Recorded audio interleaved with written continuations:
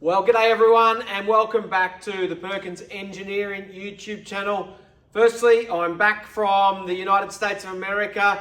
I want to thank everyone for the support on our little NASCAR Xfinity race that we've announced that we're doing with Joe Gibbs Racing, and a big thanks to Shaw and Partners Financial Services, Southern Cross Truck Rentals, TLC Auto Centre and ARB Penrith and ARB Thornley for their support in putting that whole deal together for us. So very exciting, but now it's back to Perkins Engineering, which is my day job, and I'm excited to bring you this episode, number 73. We're going to just have a quick update on the fabrication side of things. So I'm very proud to say that Gary Rogers Motorsport, or Rogers Engineering and Development, in charge of the fabrication on the chassis for us, which is fantastic. So we're going to have a quick look at some photos that I took of the body shell before I left to give you an update on how the fabrication side of things is progressing. Before I do that, there was just two quick things I wanted to touch on before I get into it. I'll try and keep it quite brief, but I just, over the last couple of weeks, noticed a few sort of almost negative comments floating through, and it'd be remiss of me not to just quickly touch on them. First of all, I'm getting quite a lot of people kind of almost demanding that we show more of the work that's going on the car. But I've got to be honest, I'm a one-man show. It's very difficult for me to stop what I'm doing, film what I'm doing, because the priority on this particular job is on the job itself. We're working on behalf of a customer, so we're very grateful that they're letting us show what we're showing. But I need to reiterate that the focus for me is to ensure the job is completed to the top level. So I'll be often showing you kind of before, during and after, but to sit there and try and film and document everything just isn't an efficient use of my time. So please respect that what I'm showing you guys on our YouTube channel is over and beyond what a lot of other car restorers are doing. We're very transparent with what we do, but we're limited by time. So please respect where we're at with that. And the second part is just a few people have been quite critical of the amount of work that we're doing to restore PE013 back to its original 1991 specs. Now, a lot of people feel like we're getting rid of a lot of originality, but I really need to stress that a lot of the componentry, specification and everything in the car was added by Perkins Engineering in 1994. So Peter Brock may not have even walked past this car when it was in this current spec, let alone driving it. So what we're trying to do is eliminate all of the technical specifications that have been added to the car after 1991, which bear no relevance or resemblance to how the car ran in 1991. So another part of that is, if we just left the big rear wheel tubs in the car, left the 4-link rear end in the car, and just put a VN bodywork body kit on it, which is arguably what it's got, we would not be allowed to race that car in Group A because it doesn't meet the Group A rules.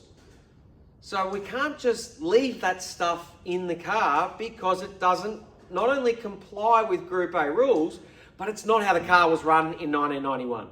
So we feel as though we're doing absolutely everything we can to maintain as much originality as possible. And as you'll see throughout the rest of the restoration, there is so much of the car that is the original car that Peter Brock drove in 1991. Whether it's the sections under the floor where Peter Brock's seat mounted to, or his feet sat and drove the pedals, that's all original. The main hoop, the roll cage forward of that point, the front chassis rails, all of those sections are as original as possible. The rear of the car, sure, we're changing the 4-link back to 3-link, and getting rid of those big wheel spinnings and big rear wheel tubs because they're not technically correct for 1991, and Peter Brock never drove in that spec. So they're not original.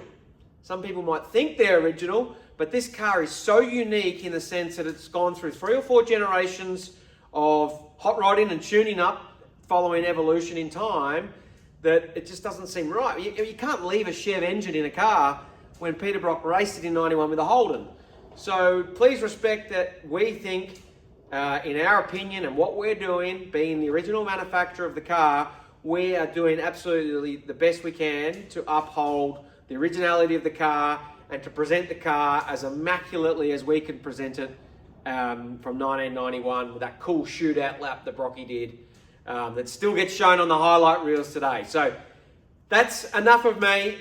Let's get stuck into it. Oh, before we go, we've got hoodies. Perkins Engineering hoodies are in stock. A few sizes left. Sorry, not all sizes are there. Perkins Engineering t-shirts, Perkins Engineering hats. So jump online, perkinsengineering.com.au. But now let's get stuck into the episode. We're going to go check out, like I said, some photos of the car in the Gary Rogers Fabrication shop to give you an idea on how the boys and girls down there are tracking.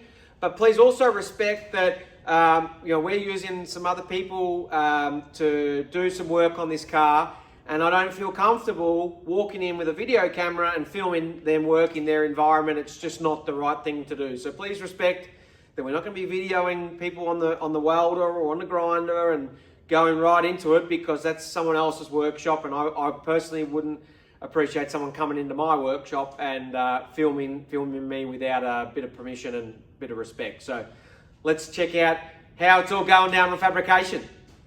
Yeah, so here we are. I was able to get into Gary Rogers Motorsport and catch up with Squiddy and the team in the fabrication shop and have a look at the car.